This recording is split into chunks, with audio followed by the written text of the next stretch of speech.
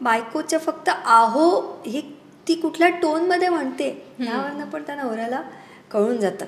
मग आता ह्या छोट्या छोट्या जर गोष्टी तुम्ही दुर्लक्ष करत असाल आणि अगदीच डायनिंग टेबलवर बसा आणि सांगा की आज सेक्स करायचं आहे, असं प्रत्येक कपलला नाही जमणार.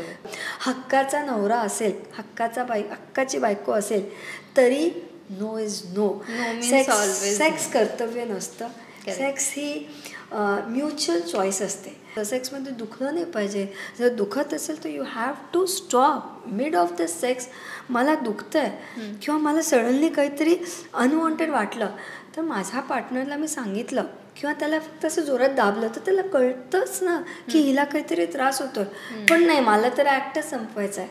So you lose respect. ऑफिसला निघता हा पर्टिक्युलर शूज, हे पर्टिक्युलर सॉक्स खूप भारी वाटतंय, असा बसलास की तू छान दिसतो, असा बसला की तू छान दिसतो, हे आपण सांगायला विसरून जातो. कधी कधी नुसता अली दुसऱ्याशी बोलतोय पण तो दुसऱ्याशी बोलत असताना मध्येच त्याचे केस काहीतरी वेगळ्या स्टाईलचे झाले, हे मी इथून समजा बघते आणि मी तो व्हॉट्सअप त्याला टाकला आणि तो त्याच्याशी बोलता बोलता तो जर वाचतोय, even he gets a very naughty smile. Pain is going in to vagina, no doubt. पण pain is going in to vagina ही प्रायमरी रिक्वायरमेंट रिप्रोडक्शनची आहे ना ग. म्हणजे प्रजनन संस्था पुढं नेण्याची ती बेसिक गरज आहे. पण प्रेम करायला किंवा एकमेकांवर जीव टाकायला किंवा इंटिमेट व्हायला ती प्रायमरी गरज नाही आहे. एक असते बघ, मला भूक लागली, मी 3 दिवसाची उपाशी आहे, आता माझ्यासमोर 2 दिवसाचा फ्रीजमध्ये ठेवलेला पिझ्झा जरी गरम करून दिला तरी मी खाईन, मी ती मॅगी बनवेन, मी शिळं वरण भात असेल तरी खाईन, कारण मला खूपच भूक लागलेली आहे. सो दॅट इज मी म्हणेन बायोलॉजिकल नीड. कारण सेक्स ही 100% बायोलॉजिकल नीड असते. तेव्हा मग इमोशन वगैरे काही घेणं देणं नसतं. तेव्हा फक्त ती एक सेक्शुअल एनर्जी इतकी आहे की ती बाहेर पडली पाहिजे. फक्त ती योग्यरित्या, योग्य ठिकाणी, योग्य माणसासोबत किंवा स्वतःसोबत इन अन अप्रॉप्रिएट कंडिशन ती भूक भागली गेली पाहिजे. त्या भूकला सप्रेस करता कामा नये.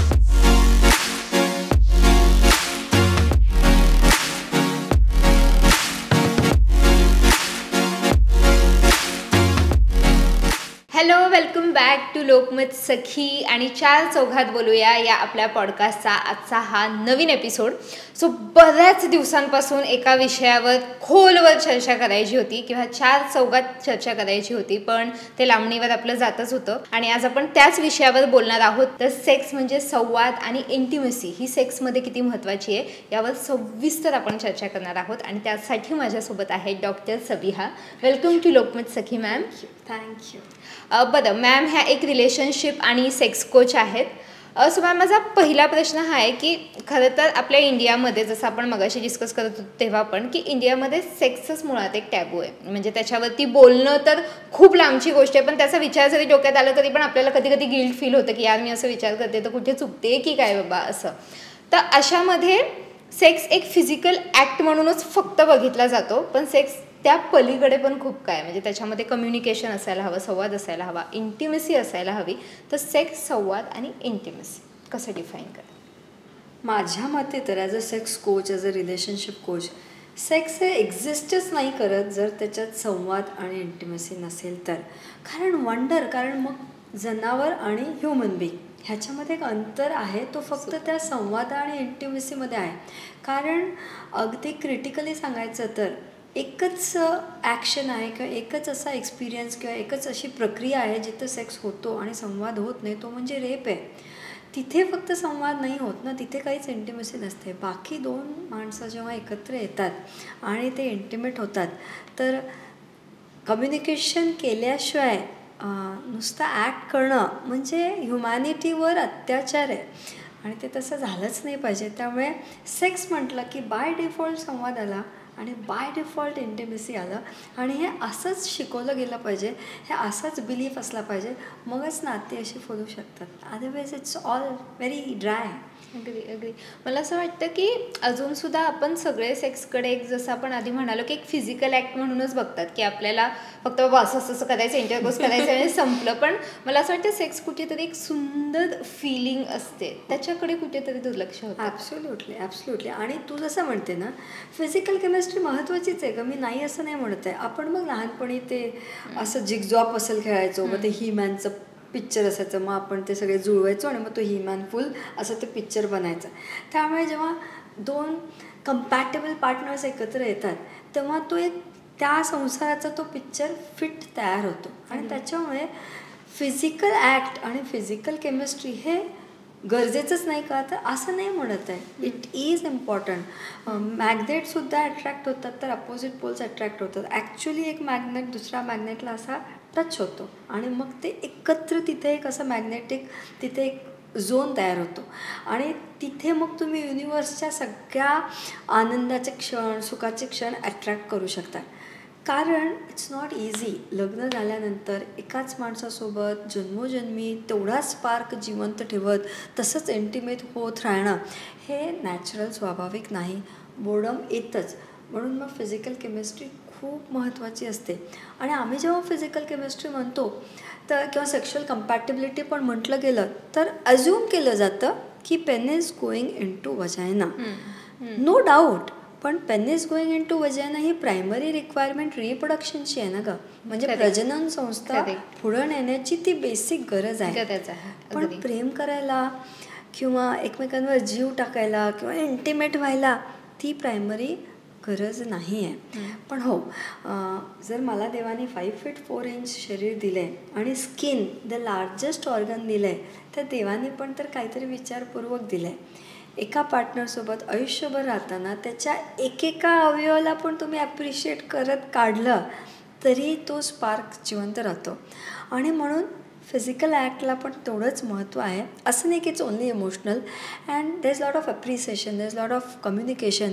सो इंग्रजीत आम्ही त्याला परसेप्शन म्हणतो. म्हणजे तुम्ही कुठल्या दृष्टिकोननी बघताय ना ते मॅटर करतं ना की तुमची नुसती पोझिशन मॅटर करते. सो या emotional intimacy and physical intimacy दोन्हीचा जर बॅलन्स असेल तर नातं छान राहतं, ते लग्न टिकतं. मला इंटिमेसीबद्दल ब्रीफमध्ये जाणून घ्यायचं होतं की आपण म्हणतो इंटिमेसी असायलाच हवी, पण इंटिमेसी म्हणजे नेमकं काय, ब्रीफमध्ये कसं सांगता येईल? आता 2 गोष्टी आहेत. परत इथे वाद होतो. कारण एक असते बघ, मला भूक लागली, मी 3 दिवसाची उपाशी आहे. आता माझ्यासमोर 2 दिवसाचा फ्रीजमध्ये ठेवलेला पिझ्झा जरी गरम करून दिला तरी मी खाईन. मी ती मॅगी बनवेन, मी शिळं वरण भात असेल तरी खाईन, कारण मला खूपच भूक लागलेली आहे. सो दॅट इज मी म्हणेन बायोलॉजिकल नीड. कारण सेक्स ही 100% बायोलॉजिकल नीड असते. तेव्हा मग इमोशन वगैरे काही घेणं देणं नसतं. तेव्हा फक्त ती एक सेक्शुअल एनर्जी इतकी आहे की ती बाहेर पडली पाहिजे.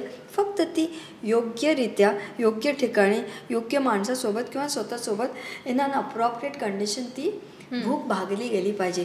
त्या भूकला सप्रेस करता कामा नये. So that becomes the act. पण इंटिमेसी म्हटलं ना तर चल आज मी ना वरण बनवते, तू भाताचं कुकर लाव किंवा तू कोशिंबीर बनव, मी पापड तळते, मग आपण टेबल सजवणार, एकत्र बसून नॉर्मल त्या दिवशीचं जेवण आपण एकत्र जेवणार. जेवण झालं की मग नवरा म्हणेल की जाऊ दे चल आपण चक्कर मारून येऊ, एक नॅचरलचं जाऊन कोकोनट टेंडर खाऊन येऊ.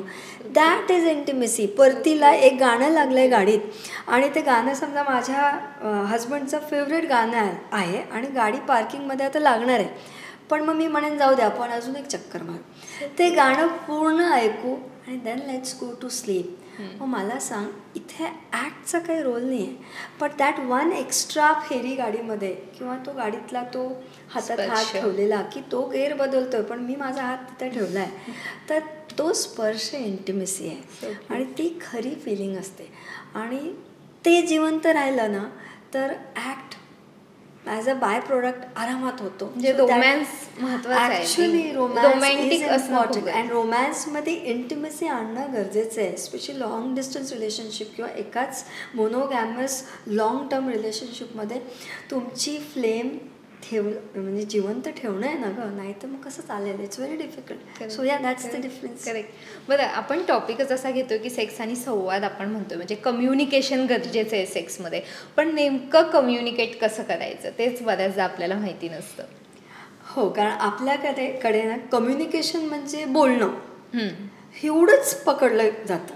आता तुला सांगायचं तर साधी गणपतीच्या बाप्पांना आपण बसवलं की आपण आरती जेव्हा करतो तेव्हा आपण आरतीची ती घंटा वाजवतो. So there is voice, there is sound.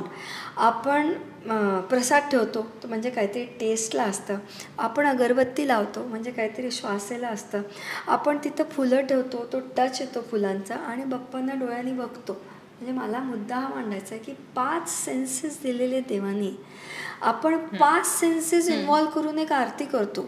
पण नातं जेव्हा येतं, इंटिमेसी जेव्हा येते, तिथं फक्त बोलण्यावर भर असतं. म्हणजे मला म्हणायचं की व्हर्बल कम्युनिकेशन, मग नॉन व्हर्बल कम्युनिकेशन आणि तुमचं टोन हे सगळं मॅटर करतं संवादमध्ये. फक्त व्हर्बल कम्युनिकेशन नसतं. एस्पेशली सेक्स ही इतकी प्रायव्हेट बाब आहे ना गं, आपल्याकडे अजून व्होकॅबलरीज नाही आहे. आपल्याला नॉर्मल इमोशन्स एक्सप्रेस करायला शब्द नाही आहेत. सेक्सवाले तर कुठून आणणार आपण. म्हणजे व्हर्बल कम्युनिकेशन खूप कमी झालं. मग नॉन व्हर्बल कम्युनिकेशनमध्ये बॉडी लँग्वेज येते. कुठल्याही स्त्रीला आणि कुठल्याही पुरुषाला कळत असतं आज ना यांचा मूड बनला आहे, आज ना यांना करायचं आहे. ह्याच्यासाठी सांगावं लागत नाही. डोळे उघडे ठेवावे लागतात आणि ती नॉन व्हर्बल बॉडी लँग्वेज समजून घ्यावी लागते. आणि तिसरा असतो बायकोच्या फक्त आहो ही ती कुठल्या टोनमध्ये म्हणते ह्यावरनं पण त्या नवऱ्याला कळून जातं. मग आता ह्या छोट्या छोट्या जर गोष्टी तुम्ही दुर्लक्ष करत असाल आणि अगदीच डायनिंग टेबलवर बसा आणि सांगा की आज सेक्स करायचं आहे, असं प्रत्येक कपलला नाही जमणार. काहींना खूप सोप्यारित्या जमेल, काहींना नाही जमणार. पण तुम्ही जर सोबत राहणारच आहात तर have a code language, have some language, sit talk.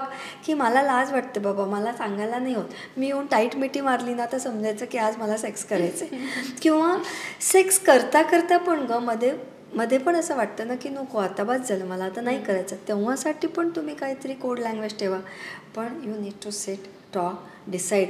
आपण आपल्या पोरांना सांगून ठेवतो ना, कुठे हरवलं तर तुमचं एक पासवर्ड असलं पाहिजे, ते पासवर्ड तुम्ही सांगितलं तर मग आम्ही तुम्हाला शोधू वगैरे. आपण सगळं मेले में गुम हो गए तो क्या गाना गाएंगे, इथवरची तयारी असते. मग इंटिमेसी ॲज अन ॲक्ट जेव्हा करतो ना तेव्हा हे सगळे मोड ऑफ कम्युनिकेशन.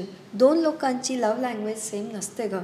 माझ्या नवऱ्याला ना आत्ता पण असं टच करून बसलेलं आवडतं. म्हणजे किती घोर गंभीर विषय बोलते पण त्याला ना असं बिलगून बसायचं असतं आणि मला असतं की असं बैस बाबा आपण बोलतोय ना. So his language is very close and my language is visual. त्याला आम्ही NLPमध्ये वॅकॉग असं म्हणतो. म्हणजे कुणाला व्हिज्युअल लँग्वेज आवडते, कुणाला बोललेलं, कुणाला स्पर्शाचं, कुणाला फक्त छान स्वयंपाक केला तरी बास आहे, कोणाला एक परफ्यूम मारली तरी बास आहे. आपल्या पार्टनरची लव्ह लँग्वेज काय आहे ती ओळखून घ्या. हे ओळखून घ्या. ते जर नाही ओळखलं तर मजा नाही आहे ना. आणि ती बदलत पण राहायची. तिचं एक लँग्वेज नाही ठेवतं. तुम्ही हिंदी, मराठी, इंग्लिश, कन्नड जेव्हा शिकू शकता तर love languages can change. So तेवढा संवाद जर आला तर नथिंग लाईक दॅट. सुपर. बरं, तुम्ही एक वाक्य म्हणालात मध्ये की सेक्स करत असताना ज्या वेळेस तुम्हाला वाटते की इथे थांबलं पाहिजे तर त्यासाठी पण एक कोड लँग्वेज हवी. तर माझा पुढचा प्रश्न त्याच्याशीच रिलेटेड होता की काही वेळेस असं होतं की समोरचा पार्टनर हा रेडी नसतो की मला हे करायचे बाबा, त्याच्यासाठी मी रेडी नाही आहे. पण मग अशा वेळेस आपल्याला त्या पार्टनरला रेडी कसं करायचं आहे किंवा तो कम्फर्ट आपल्याकडून कसा द्यायला हवा? पहिली गोष्ट ना, सेक्स हे इतकं सेन्सिटिव्ह आहे ना का, when you are not ready, bottom line you are not ready. कारण आयुष्य संपत नाही. तीच एक रात्र म्हणजे आयुष्य आहे का? नॉट रेडी म्हणजे काय? आज नॉट रेडी ना गं. परमनंट नॉट रेडी म्हणतोय तो partner, then you need to take a counselling session. पण आज नॉट रेडीला can't you just respected. And there are different forms of non penetrative sex. तुम्ही पकडून झोपा, किस करून झोपा, तुम्ही एखादं छान इरॉटिक पिक्चर बघा. सो सेक्स म्हणजे ॲक्ट झाला पाहिजे का? त्या दिवशी जर पार्टनर रेडी नाही तर रेडी नाही. आणि स्त्रियांमध्ये तर मी परत सांगेन, तुम्ही तोंडाने खोटं बोलू शकता, तुम्ही बॉडी लँग्वेजने खोटं बोलू शकता, पण खालचे अवयव स्पेशली वल्वा आणि वजाना खोटं बोलत नाहीत. ते जर रेडी नसले तर ते आत घेत नाही. आणि it will not lubricate. And again there is a misconception की more the lubrication more the lady is like having much desire. वयामानाने हार्मोन्सने लुब्रिकेशन पण कधी कधी होत नाही. So we do advise external lubrication. पण महत्त्वाचं काय, तुम्हाला डिझायर असणं. आणि ती जर नसेल त्या क्षणी तर यू नीड टू रिस्पेक्ट. आणि दॅट रिस्पेक्ट इज मोर सेन्शुअल. कारण तुम्ही त्या रात्री जर तो रिस्पेक्ट दाखवला आहे ना तर पुढची रात्र 100% सांगते खूप सुंदर जाते. कारण ज्या रात्री तुम्हाला नको होतं पार्टनर रिस्पेक्टेड इट. इन्व्हिटेशन दिल्यानंतर समोरच्यानी नाही ॲक्सेप्ट केलं, हक्काचा नवरा असेल, हक्काची बायको असेल, तरी नो इज नो. सेक्स कर्तव्य नसतं. सेक्स ही म्युच्युअल चॉईस असते आणि तिथे दुसरं कुठलं लॉजिक नसतं. सेक्स पेन नसतं. सेक्समध्ये दुखलं नाही पाहिजे. जर दुखत असेल तर you have to stop mid of the sex.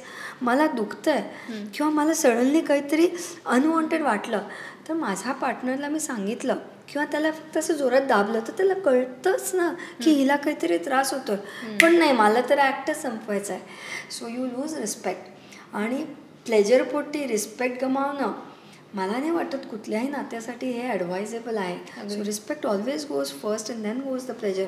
More the respect more the pleasure. ना कॉम्प्रोमाइज करायची गरजच नाही आहे तिथे. काही गोष्टी नॉन निगोशिएबल असतात, तिथे no negotiations. No is no. Simple. याच क्वेश्चनवरून पुढचा की सेक्शुअली डॉमिनंट असतात बऱ्याचदा पार्टनर आणि मग त्यावेळेस हे कळत नाही की बाबा आता हे कसं हँडल करायचं आहे, अशा वेळेस नेमकं काय करायला पाहिजे, मग मी असं केलं तर त्याचं मन दुखेल का, किंवा मग समोरच्याने कसं ती गोष्ट समोरच्याची रिस्पेक्ट करून हँडल करायला हवी. हो, युजली असतं की एक पार्टनर, आणि आता तर मी माझ्या केसेसच्या एक्सपिरियन्सवरनं म्हणते की आता जेंडर वाईज ते निघून गेलेले आहे. काही फिमेल्स डॉमिनंट असतात, काही मेल्स डॉमिनंट असतात. पण असतात म्हणजे जन्मोजन्मीसाठी तो लेबल लावायची गरज नाही आहे डॉमिनंट मान्य आहे, पण रोल रिव्हर्सल ह्यालाच म्हणतो ना का आम्ही, की एखाद्या दिवशी ठरवा, बसा, बोला की ठीक आहे आज ना मैं पहल लूंगी. आणि पार्टनर डॉमिनंट असणं म्हणजे काय, ॲक्टिवली दुसरा पार्टनर सगळं करतोय, पॅसिव्ह पार्टनर रिसीव्ह करतोय. करेक्ट. पॅसिव्ह पार्टनरला जर त्याचा खूप त्रास होत असेल तर sometimes the passive partner can just take the initiative घ्या आणि मग बाकी तो पार्टनर करेलच ना. म्हणजे हे कसं माहिती आहे, गाडीमध्ये ड्रायव्हर सीटवर नेहमी एक व्यक्ती बसलेलाच आहे. मग आता तुम्ही त्याला अलाव केले ना ड्रायव्हर सीटवर बसायला, मग तुम्ही जर नेहमीच शेजारी बसणार असेल तर जिथे गाडी जाणार तिथं तुम्हाला जाणं आहे.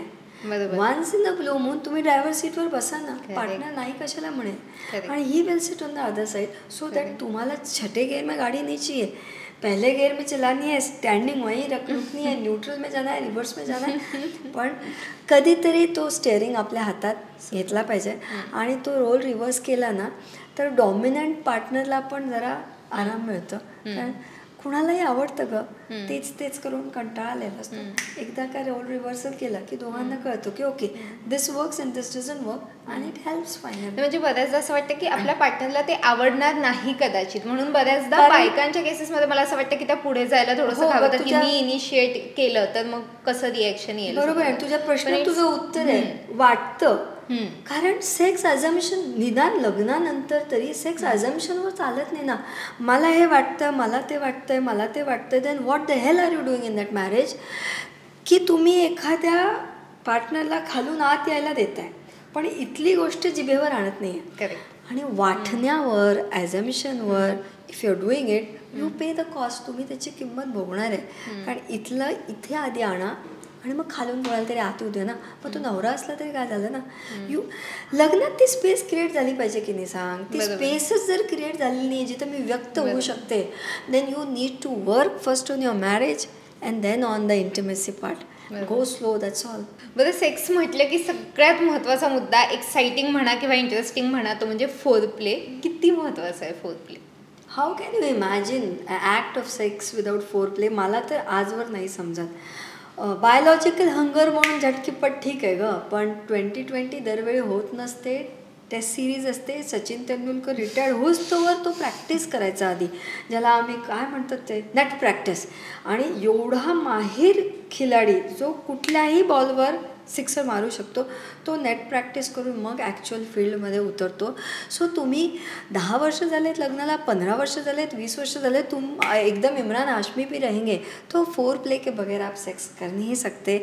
साधं तुला मेटाफोरिक एक्झाम्पल द्यायचं ठरलं तर आज पण कितीही शाहरुख खान आता नॉन ॲक्टर आहे, पण त्याची पिक्चर रिलीज होण्याआधी तो छोटे छोटे बिट रिलीज करतो, मग एखादा ट्रेलर येतो, तुमच्या बरेच ॲक्टर्स तुमच्या लोकमतच्या स्टुडिओवर येतात, ते तिथं माहिती देतात त्या मूवीची, आणि मग ॲक्च्युअल पिक्चर रिलीज होते आणि तेव्हा जाऊन तुम्ही ॲक्च्युअल पिक्चर बघता. म्हणजे किती बिल्डअप केलं जातं.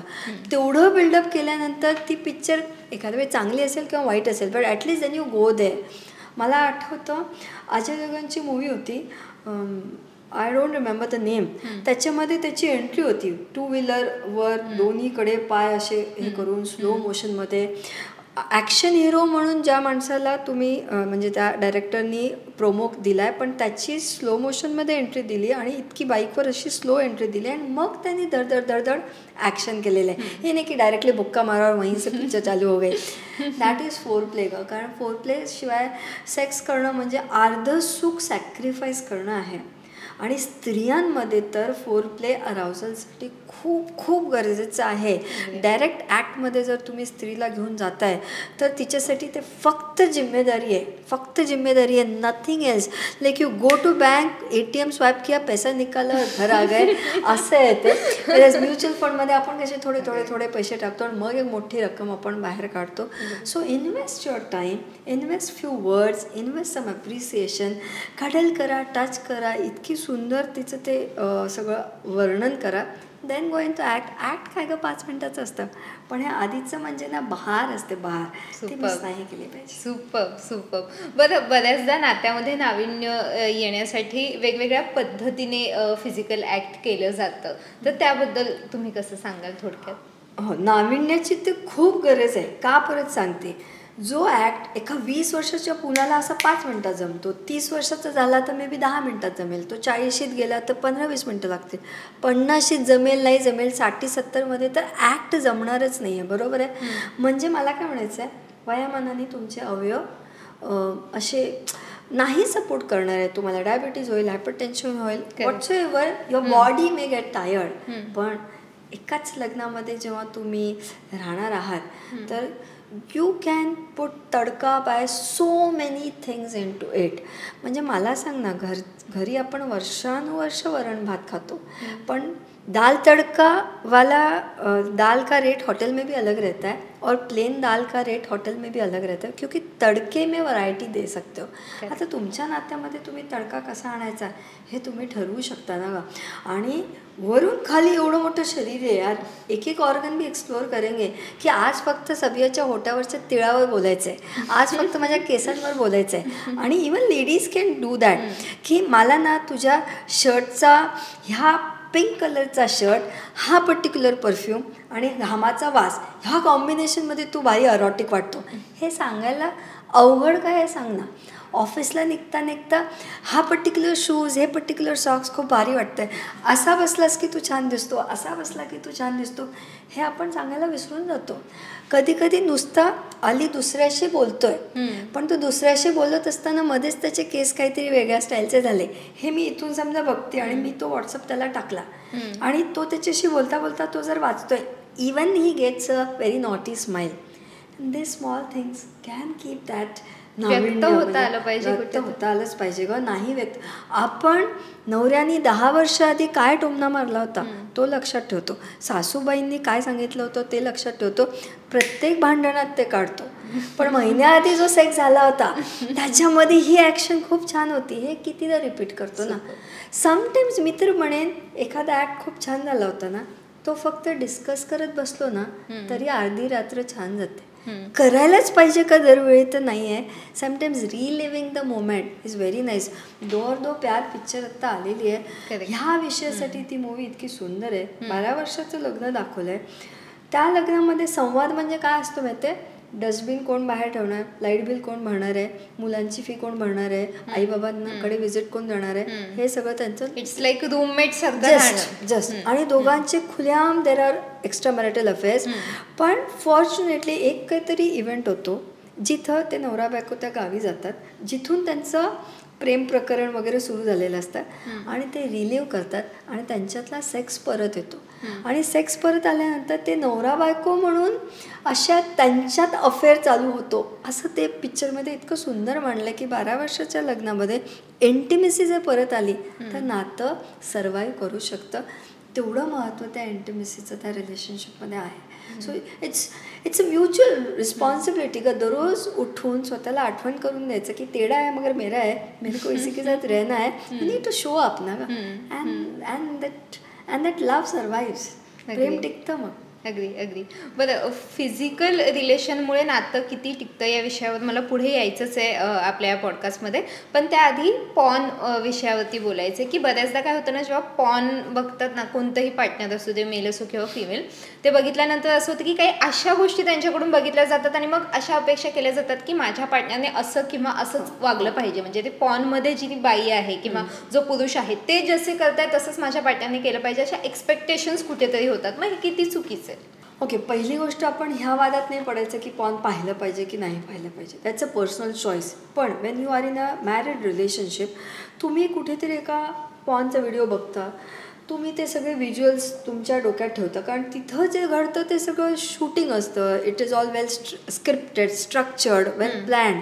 म्हणजे ते एक रिअल वर्ल्ड आहे आणि तिथलं बघून तुम्ही तुमच्या रिअल वर्ल्डमध्ये जाणार. घरी असलेल्या पार्टनरला माहीत पण नाही की तुम्ही मेंदूत काय इमॅजिनेशन करून येत आहे. आणि वर्स्ट केस सिनारिओ, आपण नॉर्मल ह्युमन बिईंग्ज आहोत विथ नॉर्मल बॉडी पार्ट्स. तिथं अंडर मेडिकेशन प्रत्येकाचे बॉडी पार्ट्स असे मोठे मोठे मोठे करून दाखवलेले असतात. वेरॅज बेडरूममध्ये प्लेजर करायला साईज डझंट मॅटर, हे आता आपण बोलून बोलून थकून गेलो की तिथे साईजचं काही घेणं देणं नसतं. पण तिथे बघून आलेली गोष्ट, कारण मेंदू व्हिज्युअल गोष्टी लक्षात ठेवतं. मेल पार्टनर असो, फिमेल पार्टनर असतो, तोच परफॉर्मन्स डोक्यात चालत असतो आणि तुम्ही स्वतःकडनं तो परफॉर्मन्स बेडरूममध्ये एक्सपेक्ट करताय, which is not going to happen. आणि अनड्यू तुम्हाला मग परफॉर्मन्स एन्झायटी होते. वेरॅज इंटिमेसी, प्लेजर, सेक्समध्ये परफॉर्मन्सचं काही घेणं देणं नसतं. बेडरूम म्हणजे काय परीक्षेची हॉल आहे का सांग, की तिथे जायचं आहे, वायवा द्यायचं आणि जेई आणि नीटची परीक्षा द्यायची. You are going just there to enjoy. आणि तुम्ही ऑलरेडी एक कॉपी मेंदूत नेलेली आहे, मग त्या कॉपीच्या हिशोबाने तुम्ही त्या प्रश्नाचं उत्तर द्यायला बसणार आहे. तसं काही होत नसतं.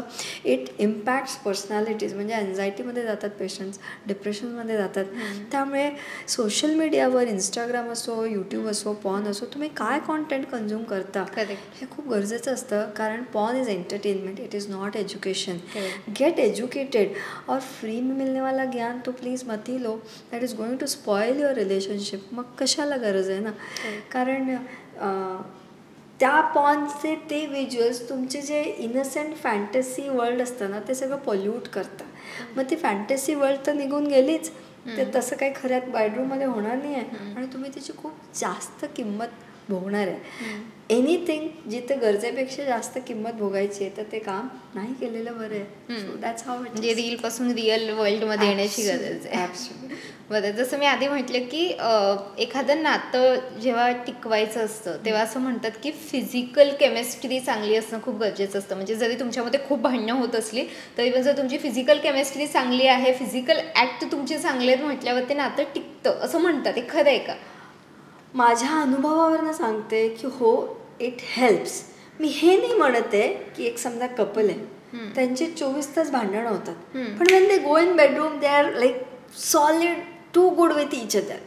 मी इथं हे कुठेच रूल आउट नाही करत आहे की गो टू प्रोफेशनल्स. तुमची काय इमोशनल कम्पॅटेबिलिटी नाही आहे, का तुमची भांडणं होतात, ह्याच्यावर तुम्ही काम केलंच पाहिजे. फक्त फिजिकल इंटिमेसी चांगली आहे म्हणून त्याच्यावर निर्भर राहू नका, कारण ते आज ना उद्या तो कोटा संपणार आहे.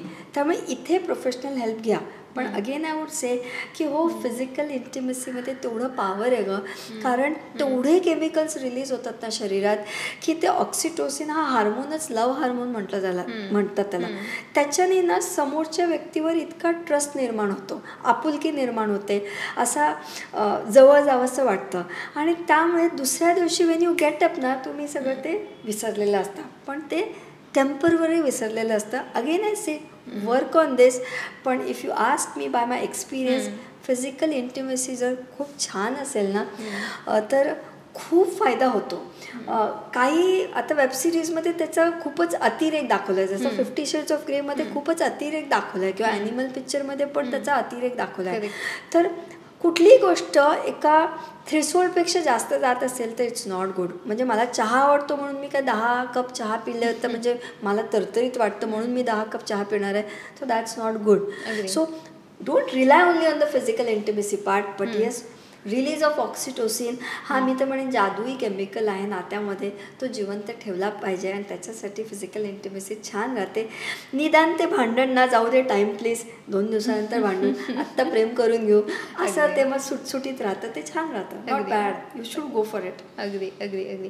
बरं, आपण इंटिमेसीकडे पुन्हा येऊयात की एका पार्टनरला नात्यामध्ये इंटिमेसी हवी असते, पण मे बी असं असू शकतं की समोरच्याला फॅन्टसीज हव्या आहेत किंवा त्याच्या वेगळ्या वेगळ्या इच्छा आहेत. मग अशा वेळेस ती इंटिमेसी आणि फॅन्टसी याची सांगड कशी घालायची? Thanks for this question. कारण सध्या तरी मला वाटतं 4था कपल आहे माझ्याकडे की लग्नाआधी बोलणं नाही झालेलं आहे ह्या विषयावर. म्हणजे माझं काय म्हणणं असतं का, लग्नाआधी तुम्ही सेक्स करा नाही म्हणत आहे, पण ज्या माणसासोबत मी लग्न केल्यानंतर सेक्स करणार आहे, निदान तुझे काय प्रेफरन्सेस आहेत, मला काय आवडतं, तुझ्या काय फॅन्टसीज आहेत, तुझी परिभाषा काय, हे बोलणं झालेलं नसतं. रिसेंटली पण एक कपल होतं गं, त्या मेल पार्टनरच्या इतक्या भयानक फॅन्टसीज आहेत. म्हणजे मी भयानक वर्ड ह्यासाठी वापरते कारण माझ्यासाठी ते खूप असं नवल होतं, पण मी बिईंग अ कोच मला नॉन जजमेंटल राहावं लागतं. पण ती जी स्त्री होती तिला 1दा 2दा 3दा ते तिनं मॅनेज केलं, पण त्याचं फॅन्टसी विश्व इतकं वेगळं होतं आणि मग त्याला ते रिअलमध्ये बेडरूममध्ये हवं असायचं. बरे लग्नाआधी हे माहीत नाही.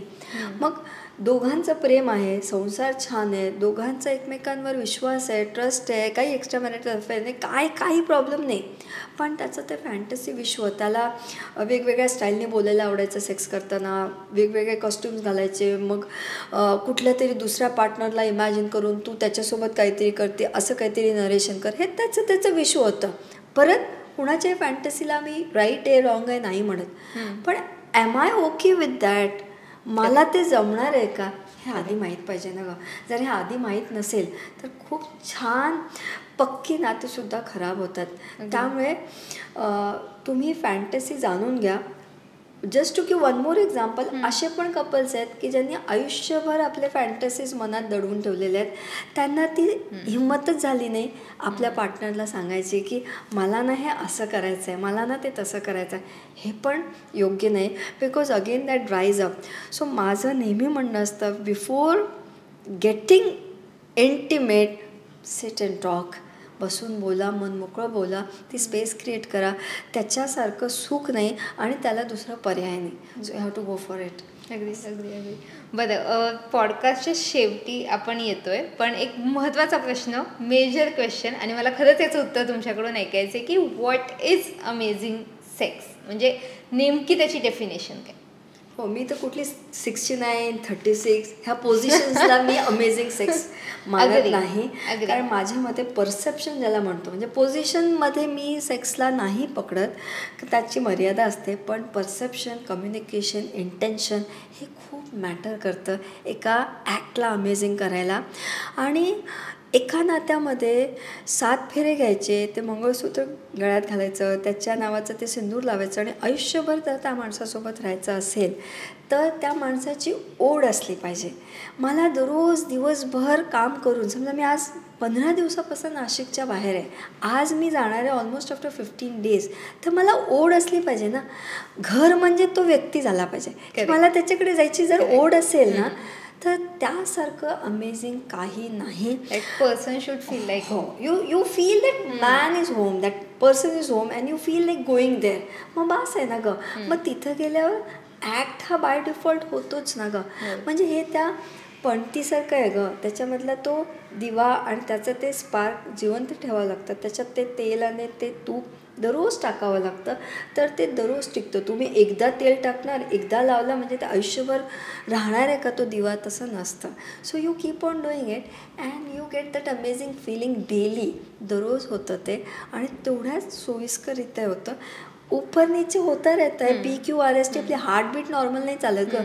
जर हार्टबीट नॉर्मल झाली की माणसाला आपण डेड डिक्लेअर करतो. त्यामुळे त्याच्यात PQRST असते, ते धडधड होत राहायला पाहिजे. धडधड होत असेल ना, super, it is amazing sex. Super. Mic drop answer होत आहे खरंच खरंच. बरं, एक शेवटचा प्रश्न घेऊयात की आपले ऑडियन्स तुम्हाला पाहतायत आणि जसं मी मगाशी पण तुम्हाला विचारलं की एक मेसेज या ऑडियन्सला तुम्हाला द्यायचं आहे जे अजूनही या विषयावर खुलून बोलत नाहीत किंवा लाजतात किंवा घाबरतात, तर त्यांना तुम्ही काय सांगा? एकच सांगेन, प्लेजर हा आपला मूलभूत अधिकार आहे. इट इज लाईक जन्मसिद्ध अधिकार. आपला प्लेजर आपल्या हातातच असतं and actually it is at the finger tips. तो आपण जिवंत असताना जगला पाहिजे आणि त्याची जिम्मेदारी डायरेक्ट दुसऱ्यावर न सोपवता आपल्या प्लेजरची जिम्मेदारी आपण घेतली पाहिजे. आपण वोकल असलं पाहिजे. You get what you want only if you know what you want. तर आपल्या डिझायर्सला, आपल्या फॅन्टसीजला, आपल्या छोट्याशा त्या विश्वाला दडून ठेवण्यापेक्षा it is all about expression. It is not about suppression. So just be vocal about what you want. That's it. Super. Thank you so much ma'am. खूप sensitive, खूप महत्त्वाचा विषय होता आणि खूप सुंदर शब्दात तुम्ही सांगितलं. Thank you so much. बरं, तुम्हा सर्वांना हा एपिसोड कसा वाटला आणि अजून कोणत्या विषयांवर आम्ही चार चौघात बोलायला हवं असं तुम्हाला वाटतंय ते आम्हाला खाली कमेंट्समध्ये नक्की कळवा. आणि सर्वात महत्त्वाचं, पाहत रहा लोकमत सखी.